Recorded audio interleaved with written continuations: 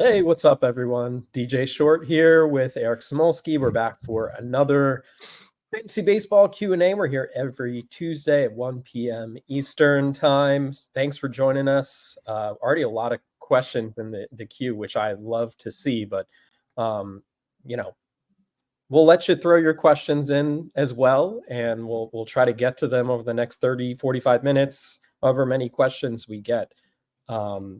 Beautiful day in New York today. I have my windows open. I'm hearing the birds singing. It's pretty nice. And it feels too loud on my street. It would ruin it. Yeah, I remember that well. I used to live next to the Brooklyn Queens Expressway, and they were expanding it, or they were fixing the bridge right aside. What is it? The Kosciuszko Bridge? Yeah, Kosciuszko. Yeah, and I lived like right there, and while they were building it. I live above a smoothie place that I can hear them do their blenders to make smoothies all the time, and then a bodega that just opened like a cubicle to sell marijuana, and they have a speaker that faces out to the street that they just blast music all the time, and they're like, cool. But we're moving in a few weeks, so why did we live in New York again? I love it. We're just moving a little bit out to Queens, so we're still going to stay close, but no, it's beautiful. It's a beautiful time of year to keep your windows open, and day baseball. We had a day baseball game yesterday, the Yankees and A's, which was scoreless through 9. Which was really interesting. Carlos Rodon had a good start, but not having his best stuff yet. And I don't know if he will have it at any point. So I don't know how much you chalk that up to the competition or what. I'm trying to trade out of that if I can. I think the surface level stats on Rodon look good, and so you might get somebody who sees the 2.70 ERA in the Yankees and is willing to take the bait, but I don't see anything out of him right now that suggests the Rodon we saw in the last year in Chicago and in San Francisco. And he might still be useful. Like, it's not like you have to get him off your team because he's not going to be good. Obviously the results are there. I just don't think you're getting the upside that we used to get. And if somebody thinks that you might, then I would try to float him out there. Yeah, I agree with that. It's going to be a tough sell if anyone's been paying attention, like his slider isn't what it was. His velocity's down a tick or two. So it's a different version of Rodon, but for sure it can still be somewhat useful. Other end of the spectrum here for first question from Dave. How long do we roster Blake Snell? To me, he's a hold all the way. Signing late as he did.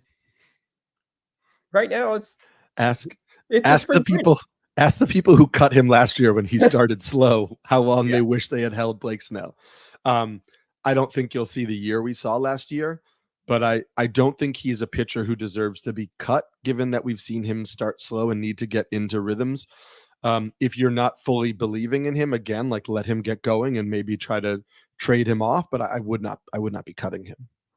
Yeah, agreed on that. It's interesting to watch these players who signed late.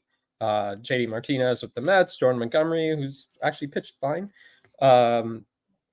But yeah, I mean, I think baseball is so much about the routine, and not to say that Blake Snell wasn't, staying in shape and throwing side sessions and all that kind of stuff. But to me, he's still effectively going through his spring training. So it would make sense if he's a little off in the early going here.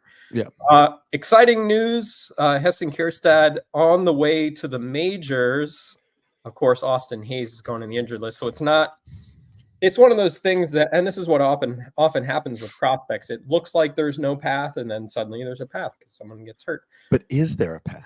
Yeah, I mean, that is the other part of it, because the Orioles have so many options, and I think a lot is going to have to go his way. Because Hayes wasn't even starting. Right. Yes, exactly. Colton Cowser was the flavor of the week. You have Ryan O'Hearn. There's a lot of mouths to feed in that Orioles offense. So, I mean, I feel like Heston Kjerstad was stashed in most competitive leagues anyways, but I feel like if you pick him up in kind of more of those shallow leagues, kind of what you're indicating here, you might be disappointed in the short term. Yeah, I think he, like we mentioned before Cowser started getting a starting job, that he was somebody to stash because Hayes wasn't playing well. This is a little more complicated because the people in front of Kjerstad are playing well, but he's up and he's talented and he's worth a stash. The obvious answer would be Ryan Mountcastle's sore knee is going to require him to take some time off or go to the IL, though they have mentioned that he's available off the bench. So I everything the Orioles are suggesting is that he's not going on the IL. And Mountcastle, is hitting 324 with a career high walk rate and a career low strikeout rate with 14 runs and 11 RBIs, 2 home runs in 19 games. Like he's not leaving the lineup. So I have a hard time seeing how this plays out unless the injury to Mountcastle is more significant than the Orioles have vocalized. And so we'll see. Yeah. I mean, obviously in leagues where he was stashed, you're thrilled and you see what he can do, but I wouldn't be surprised to see the Orioles mix and match. So I would watch the lineup card very closely in the short term here. Yeah, keep it plugged to Rotoworld, where our player news will get that update very quickly. There you go. Very good. Frank up next with a question: needs a corner infielder with Tristan Casas and Jake Berger on the IL. Currently available are Lamont Wade Jr., Marcana, Ty France, Gavin Sheets, Gabriel Arias. Okay, on and on we go here. Miguel Snell, 12-team mixed OPS league. Of these names here, who do you like the best? I have a feeling I know who it is, but curious what you think, Eric. It's for this week. It might be Gavin Sheets because they face all right-handed pitching, which means he'll be in the lineup every single day.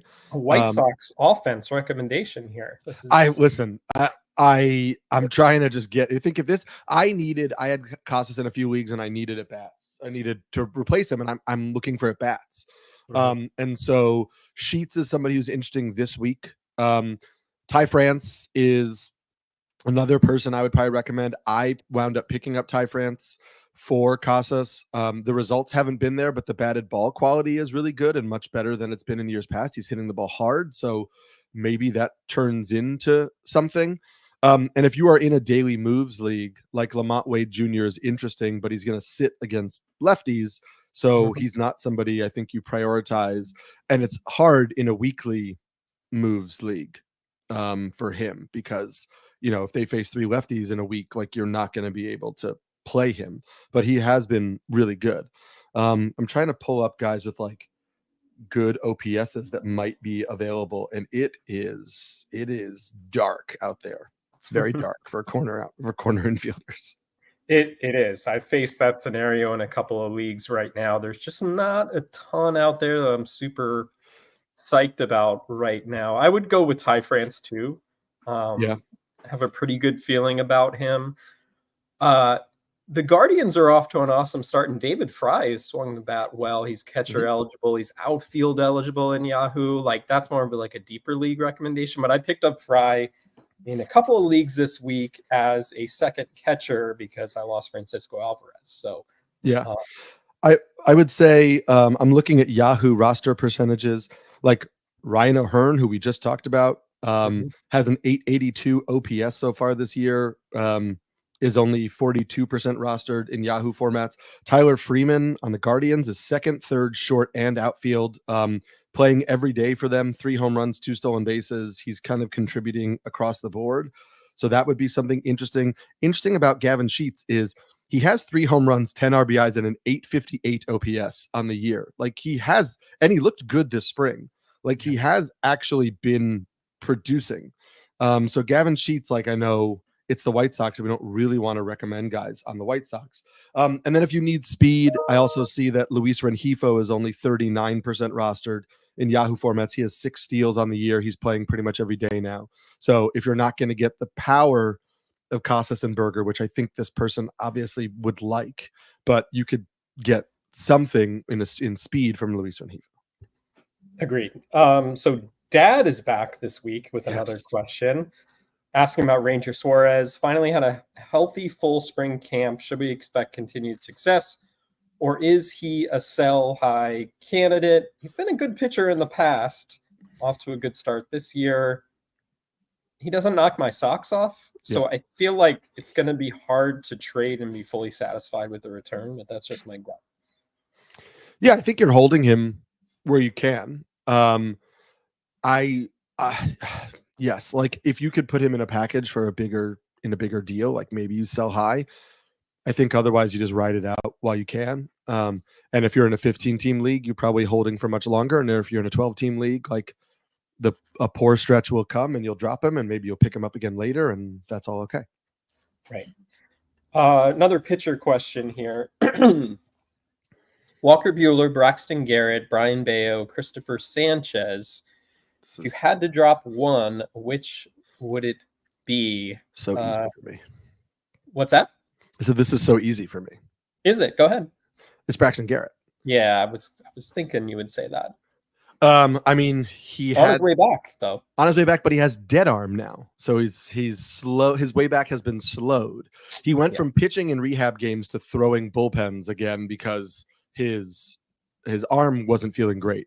I don't think that means they're going to shut him down, but like the other three guys are healthier. Bayo and Sanchez are fully healthy.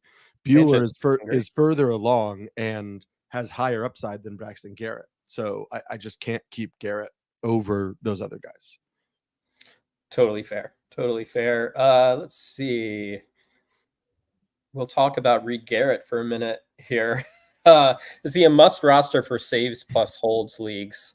I just love looking at the early season numbers for Reed Garrett because they are ridiculous. Kind of a journeyman pitcher. It's cool to see this story, finally thriving in the majors. And I think he'll get some more high leverage spots in this Mets bullpen. Brooks Raley's on the injured list right now. So, is he a must? I feel like it's one of those things where small sample success may, the roster percentage is probably where it should be right now.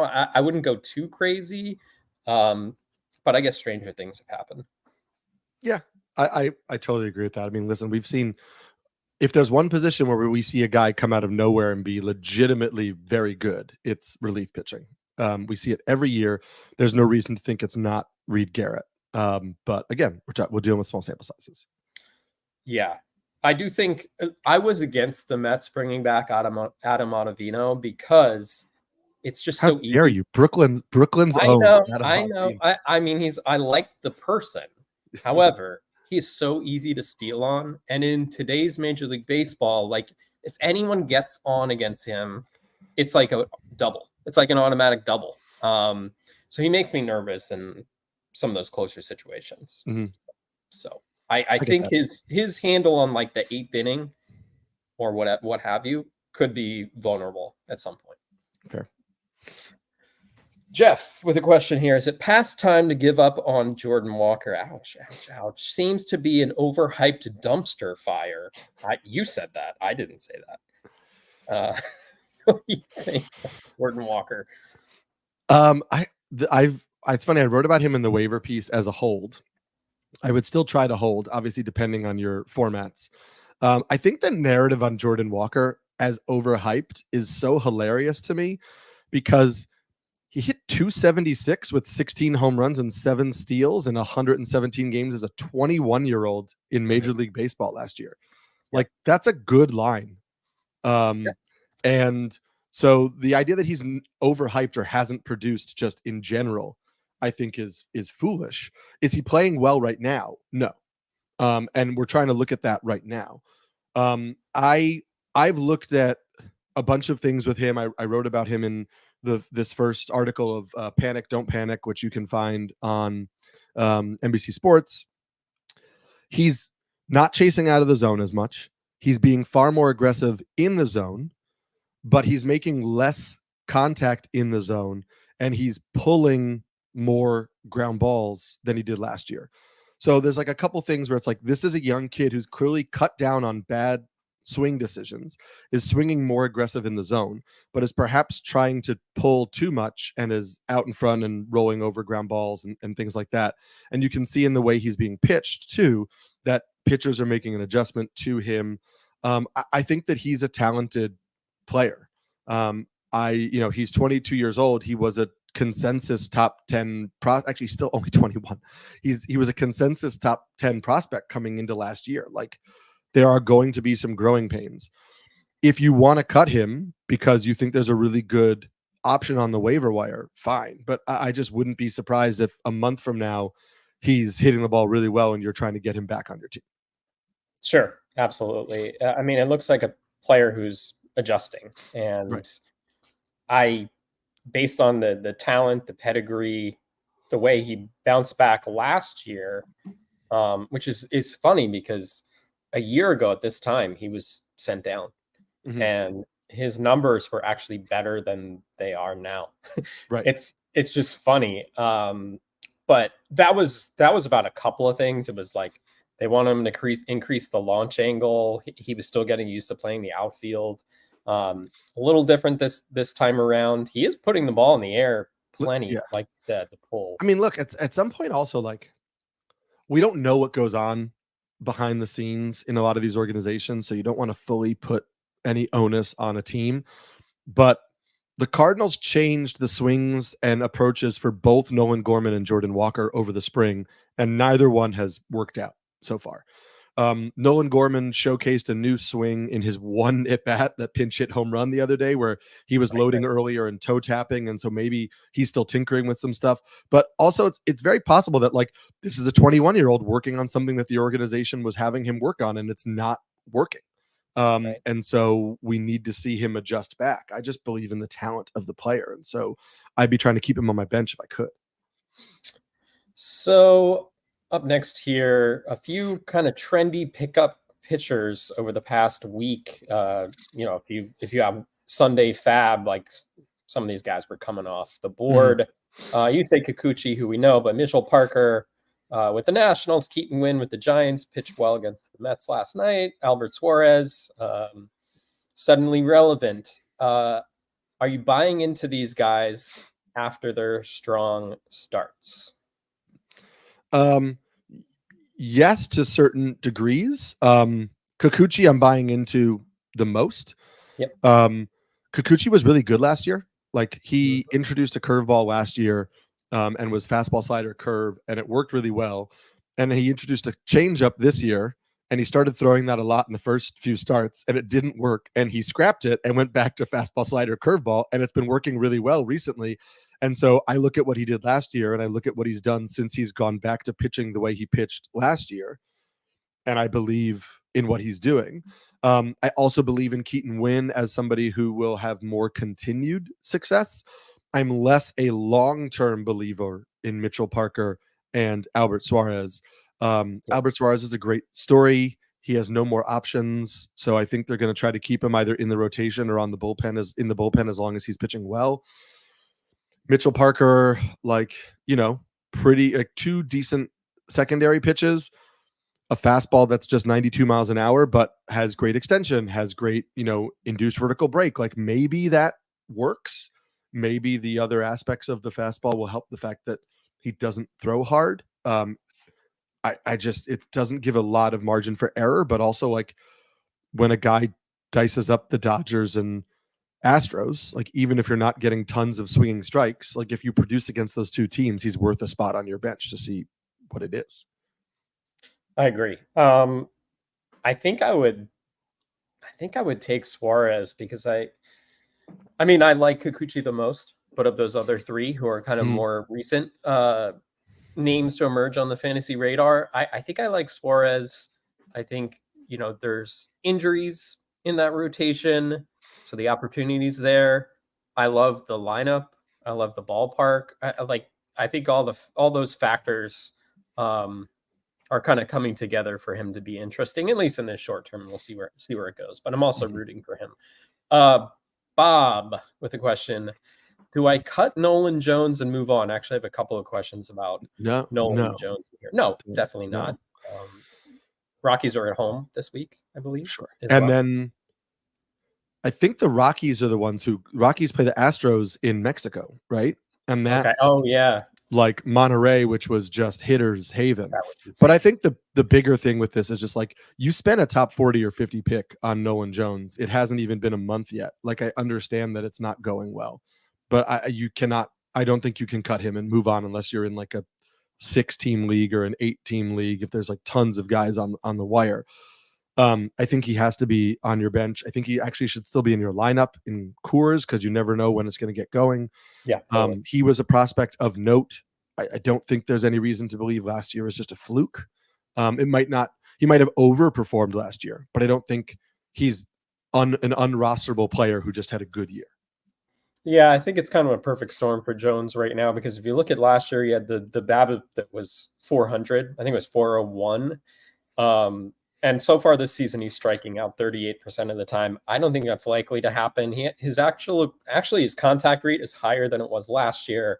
His zone contact rate is way higher than it was last year. So I think some of this is noise, and some of that stuff is actually encouraging to me. So no, I would not cut Nolan Jones by any means. Up next, please rank these outfielders rest of season: Kerry Carpenter, Brian De La Cruz, Michael Conforto, Mark Canha, Nelson Velasquez. So you have the order right? He might. he might. I think if you needed power more than just any, like if you were leaning towards power, Nelson Velasquez might actually move like after De La Cruz in front of Conforto because he's going to play pretty much every day for the Royals and the power there is elite. But other than that, like, yes, I might actually move Conforto ahead of De La Cruz, but like we're picking nits there. Yeah. I believe Conforto has 5 home runs so far, I think. Mm-hmm.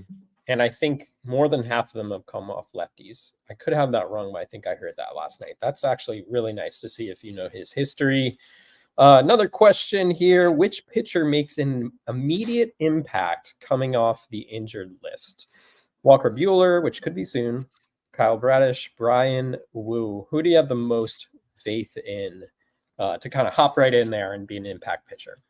Honestly, I think it's Walker Buehler because he's the only one who had surgery out of that group. Like he's the only one who had that issue surgically repaired, which means he's the one whose health I have the most confidence in. Maybe Brian Wu after that. Bradish has not looked good in the rehab stints. I understand it's rehab stints and we're not going to read too much into it. But if you're talking about who makes an immediate impact, I don't know that it's the guy who has a UCL injury that had not had anything medical done to it, who's now struggling in the minors. I just don't know if he's healthy. Right. Yeah, I agree. And I think the Buehler thing is kind of partially his progress, but also the Dodgers mindset where they're like, we need to find a way to get through the regular season and have pitchers ready in the postseason. I think that's part of the calculus for the Dodgers. It kind of always is. So I agree. I think Buehler is the guy to target there as well. A couple questions about Junior Caminero. So we'll hit on this. How big are you guys on stashing players like Caminero or James Wood? I'm in a weekly 10-team league. 10-team, it's tough because I feel like there are better uses of a roster spot in a 10-team league. But at the same time, if you stash a player like this and they don't hit, like you'll probably still be all right. You know what I mean? So I could see both ways of it. I would rather have Caminero than Wood just because I think he's going to be up sooner. And if you were to stash Wood, I think probably you'd end up dropping him at some point because you're just going to have a need on your roster. But that's my gut feeling on it. Yeah, I think it depends on also depends on your team context. Like if your lineup is fully loaded and you're, like you have no concerns, I'd much rather stash a guy like Caminero who is like a top tier otherworldly prospect who's already been up and is one level away. And I see an opening for him because he could just, they don't want to call him up to DH, but he could DH because it's Harold Ramirez right now. Right. And I don't think Harold Ramirez should keep you from getting Junior Caminero at bats at the major league level. And so, like, yeah, I know Josh Lowe is going to come back. Eventually, Brandon Lau is going to come back. It's going to get a little bit dicey there. But I think there's a place for Junior Caminero, so he would be the one that I would stash if you felt really good about your starting lineup. Another pitcher coming back from injury right now. Are you holding on to John Means on the IL, or should I just drop him? He didn't make it out of the first inning in his last start and got blitzed. The Orioles are saying he still needs to get stretched out, which I believe is correct because he only got one out in his last start. So yeah, you go 2/3, a full inning, and then we go from there.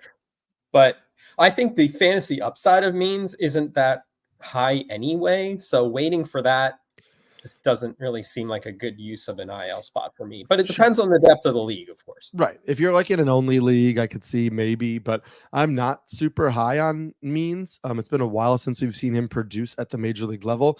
And it's really been like a while since he's put together a full season. 2021, 146 innings then. He's never been a strikeout guy. Like, I know he flashed velocity gains in the COVID 2020 season, and people were like buying into like, oh, is he going to throw harder? Right. Ballpark, so you're more friendly. You're taking a guy on a good team who has been a fine but not great pitcher. I mean, a 3.74 career ERA is fine, but I don't think it's worth stashing in most like 12 team or even 15 team leagues. Agreed. Which makes me sad because I do like him. Bob with a question: Keaton, Winn, or Zack Littell rest of season? I trust the Rays more, but that's yes. I think I was going to say it might be unpopular given each of their last starts, but I'm going with Zack Littell. And Littell has the Twins or has the White Sox next, I believe. I also just want to point out to this question, like, I still don't know that you should be thinking rest of season right now, especially with your pitching. Because we understand the attrition with pitching. And so maybe you look at like the next 2 or 3 matchups and you go from there, especially with guys like this who are on the fringes of your roster, right? If somebody dropped Yu Darvish because he was on the IL, then sure, you could think rest of season. You're talking about like a potential top 30 pitcher. With the guys who are, on the edges of our roster, I'm just looking at like, what do the next 3 weeks look like and what can I get out of him? In some cases, what does the next week look like? Speaking of the terrain of starting pitchers, which has been kind of a downer so far this year, but someone who is not a downer is Jared Jones, and he's been amazing. Did you see the swing from Bryce Terang? I did, yeah. I feel bad for Bryce Terang because he was laughing about it though. It seemed well, he was probably like, I was not expecting that pitch to be there. What happened here? But no, he's been unbelievable. But I mean, today, we're, rest of the season, like you were just saying, like, I think we gotta change the way we look at pitchers, right now with the way things are going. But Jared Jones, throw away kind of like he was a trendy pick toward the end of spring training, but like he's a different pitcher now than he was, last season in the minors, and he was a pretty decently regarded prospect.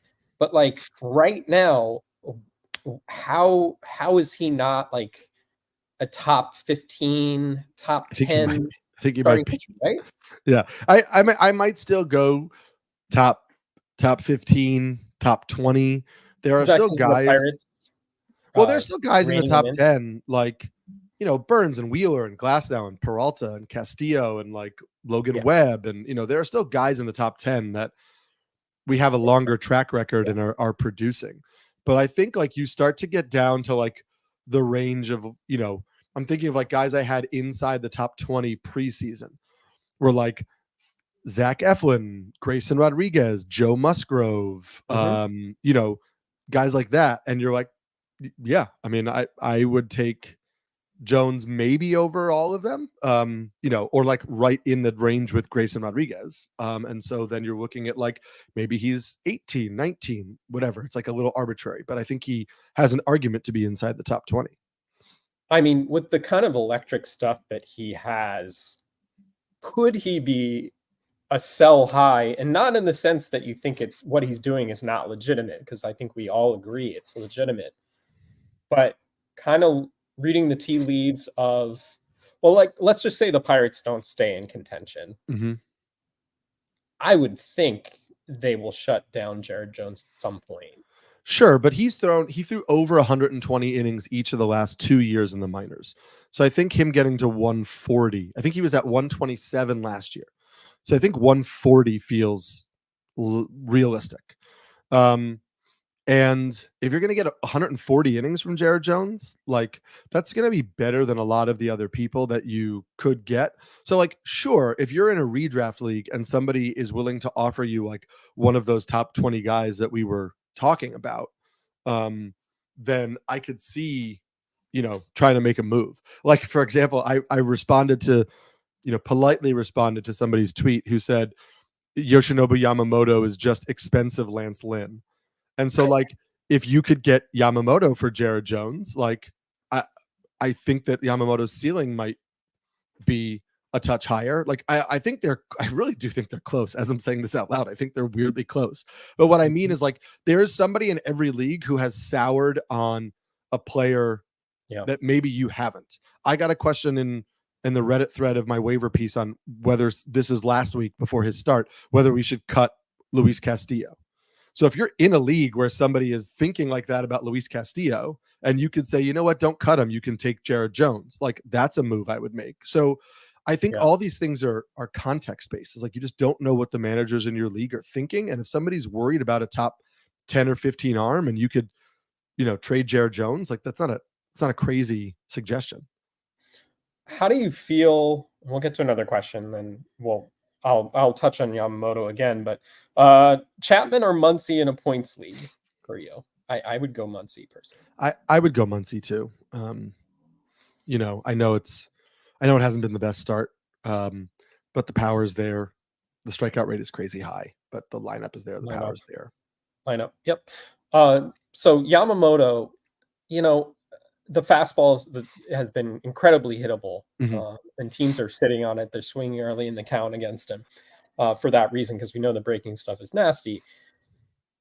The baseball is different than Japan. Like, I think we're smarter now in terms of like, measuring spin and all that kind of stuff. So there is good reason why he was highly coveted as he was, but the baseball is different. Like, it's only natural there's going to be some adjustment time. Kodai Senga went through the same thing early last season and really found his way as he moved along. Like, I think Yamamoto is going to be fine. I agree. It's funny. I made that exact argument to Nick Pollock the other day, and Nick pushed back with one point that I thought was interesting, which is part of the issue with Yamamoto's fastball is that he's throwing it in places that don't suit that fastball. With his, vertical approach angle and the all the measurements on the fastball, like it would thrive more up in the zone, but he throws it low in the zone. Then again, we said that about Ryan Pepio with the Dodgers last year. His fastball would be better up in the zone, but he threw it low in the zone all the time with the Dodgers. And then he goes to Tampa, and what happens? He throws it up in the zone, and now he's doing really well. And so at some point you do wonder, is this a Dodgers philosophy of location on the fastball? And then so it's not just like, hey, if he just figures out the fastball and can get it higher in the zone, like he's going to be dominant. But if the team is like, we actually don't want you doing that, then what's he supposed to do? And we don't know that that's the conversation, but we have a track record of Dodgers pitchers who are locating their fastball poorly based on what the shape of the fastball would suggest. Yeah, no, that is interesting. I hadn't thought about that, but that is interesting. Ryan with a question. We have time for a couple of more. Ryan lost Pete Fairbanks, and that's a weird one too. I don't think we fully know exactly what's going on there. They said nerve related, and he has that Raynaud's syndrome. Yeah. So like that can give you like pins and needles, and naturally as a pitcher, like that is not ideal. So not a lot of saves on the waiver wire. In a saves league, would you roster Kopech or go for a ratio helper like Reed Garrett? It's a tough one. I I don't know. I mean, usually you're like saves or saves, and like, hey, the White Sox are going to play a lot of low-scoring games, so they're going to win some, and then Kopech will probably get some saves. So it's a tough one though. Yeah, but I mean, Kopech has a 3.18 ERA and a 1.15 WHIP. Like that's also not hurting your ratios. True. I would take Kopech, to be clear. Yeah. I do think there is like the Cubs situation right now. Like I think Alzolay will get the job back at some point, but like if you want to roster a Hector Neris, if Mark Later Jr. might be the more safe kind of stopgap there, like the Rays situation, with Fairbanks, I think Jason Adam is the guy, but like Clevenger or Poche or yeah, like there's some names you could speculate on. I'd take Kopech over most or all of those, but yeah, I think Kopech is a pretty good reliever who's going to get better because he's learning how to be a reliever. I would take him. Another name I would throw into the mix is Trevor McGill with the Brewers, who's somebody I added in some NFBC leagues this weekend. The Brewers said they're going to use a committee at closer at the beginning, and then Abner Uribe got those first few saves, and everybody was like, obviously it's Abner Uribe, and then Abner Uribe's pitching in the fourth inning. Important to note that like before he fainted from food poisoning and hit his head and went on the concussion IL, Trevor McGill in that first series against the Mets was only used in high leverage innings, even though it was the seventh inning. Both times he faced Lindor and Alonso. And then he came off the DL or the IL, sorry, and was immediately thrust into a potential 2-inning save situation. And he just wore down as he got to 30 pitches because, again, it was his first appearance off the IL. And so they had to go to another reliever. And then he wasn't available on Sunday when Piamps got the save. So I still think McGill is in the mix there in Milwaukee. And so I like him as a pitcher, and I like him as a guy who, maybe gets you 5 saves until Devin Williams is back. And that's better than a lot of what you'll find on the wire. So last question here. I like this one because there's some interesting flashy names that could be dropped here. I have Josh Lowe coming back. Which bench player would you drop to make room? Vaughn Grissom, who we haven't even seen yet. And then, man, this is fun. Jackson Holliday, Jackson Churio, Junior Caminero. Who would you drop here? Well, you're not dropping Churio. Well, yes. He's up and playing and playing well enough. I know the batting average isn't great, but 4 home runs and 4 steals is helping you in fantasy.